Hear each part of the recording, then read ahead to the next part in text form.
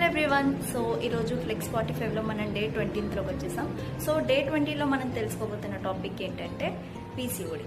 So జనరల్గా ఈ మధ్యకాలంలో చాలామంది మహిళలు పీసీఓడితో బాధపడుతున్నారు. సో పీసీఓడి అనేది అటాక్ అవ్వడానికి మెయిన్ రీజన్ ఏంటంటే మంచిగా హెల్తీ యాక్టివ్ లైఫ్ స్టైల్ అనేది లేకపోవడం వల్ల ఈ ప్రాబ్లంకి గురవుతున్నారు.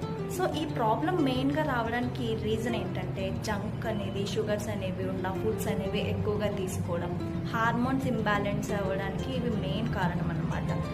సో ఇలాంటి ఫుడ్ అనేది మనం తీసుకోవడం వల్ల హెయిర్ ఫాల్ అనేది ఎక్కువ అవ్వడం, సో ఇర్రెగ్యులర్ పీరియడ్స్ అనేవి స్టార్ట్ అవ్వడం, మూడ్ స్వింగ్స్ అనేవి చేంజ్ అయిపోతూ ఉండటం, ఇట్లాంటివన్నీ కూడా మనం అబ్జర్వ్ చేస్తూ ఉంటాం. సో ఈ పీసీఓడిని మనం కంట్రోల్ చేయాలంటే మనం చేయాల్సిన పనులు ఏంటంటే షుగర్స్కి, జంక్కి మనం ఎంత అవాయిడ్ చేస్తే అంత బెటర్. సో వీటికి బదులుగా మనం మంచి ప్రోటీన్, ఫైబర్ ఉన్న ఫుడ్స్ అనేవి తీసుకుంటే కనుక మంచిగా ఇట్లాంటి పీసీఓడి ప్రాబ్లమ్స్ అనేవి ఏం రాకుండా మంచి healthy active life style lead చేయడానికి హెల్ప్ అవుతుంది. అట్లనే మనం మంచిగా ఏం ఫుడ్ తీసుకున్నా సరే అందులో ప్రాపర్గా మనకు వైటమిన్స్, మినరల్స్, ప్రోటీన్స్, ఫైబర్స్ ప్రతి ఒక్కటి కూడా బ్యాలెన్స్డ్ న్యూట్రిషన్ అనేది వచ్చేలా మనం ప్లాన్ చేసుకుంటే ఈ ప్రాబ్లంకి మనం దూరంగా ఉండొచ్చు.